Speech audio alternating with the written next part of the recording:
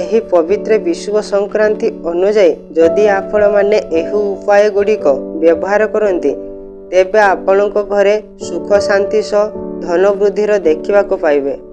ଆପଣମାନେ ଜାଣିଛନ୍ତି ବୈଶାଖ ମାସର ସଂକ୍ରାନ୍ତିକୁ ମହାବିଷୁବ ସଂକ୍ରାନ୍ତି ବୋଲି କୁହାଯାଇଥାଏ। ମାନ୍ୟତା ଅନୁସାରେ ଏହି ଦିନ ଶୈବପୀଠ ଗୁଡ଼ିକରେ ଭିଡ଼ ଲାଗିଥାଏ।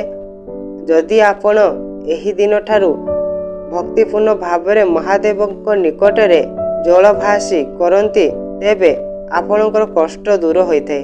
ମାନ୍ୟତା ଅନୁସାରେ ଏହି ଦିନ ଓଡ଼ିଆ ନୂତନ ବର୍ଷ ଭାବରେ ମଧ୍ୟ ପାଳିତ ହୁଏ।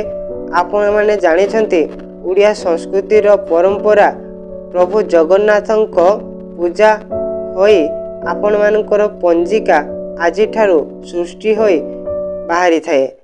ଯେଉଁ ଶୁଭ ଦିନ ନିର୍ଦ୍ଦିଷ୍ଟ ହୋଇଥାଏ ଏହି ପଞ୍ଜିକାରେ ତାହା ଅନୁଯାୟୀ କାର୍ଯ୍ୟ ହୋଇଥାଏ। ଆଜିର ଦିନରେ ପ୍ରତ୍ୟେକ ଓଡ଼ିଆ ଘରେ ପଣାର ଆସର ଦେଖିବାକୁ ମିଳିଥାଏ। ସମସ୍ତେ ପଣା ପ୍ରସ୍ତୁତ କରି ନିଜ ଆରାଧ୍ୟ ଦେବତାଙ୍କୁ ସମର୍ପଣ କରି ସେବନ କରିଥାନ୍ତି। ଆଜିର ବିଭିନ୍ନ ସ୍ଥାନରେ ଆପଣମାନେ ଦେଖିବାକୁ ପାଇବେ ଜଳଛତ୍ର।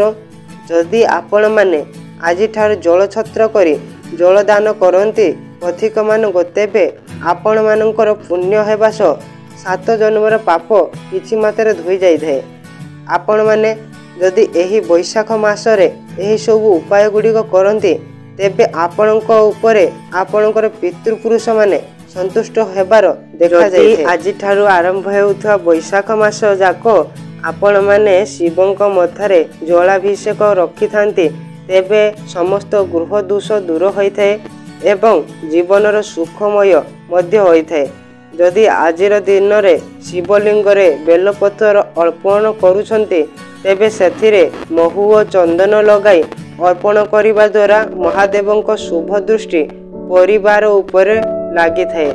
ବୈଶାଖ ମାସରେ ମାସ ସାରା ସୂର୍ଯ୍ୟ ପୂଜନ କରାଯାଏ। ଏହାଦ୍ୱାରା ଜୀବନରେ ସକାରାତ୍ମକ ଶକ୍ତିର ବୃଦ୍ଧି ହୋଇଥାଏ ଏବଂ ରୋଗର ବିନାଶ ହୁଏ। ଧନ ବୃଦ୍ଧି ହୋଇଥାଏ। ସଫଳତାର ମାର୍ଗ ଖୋଲିଥାଏ।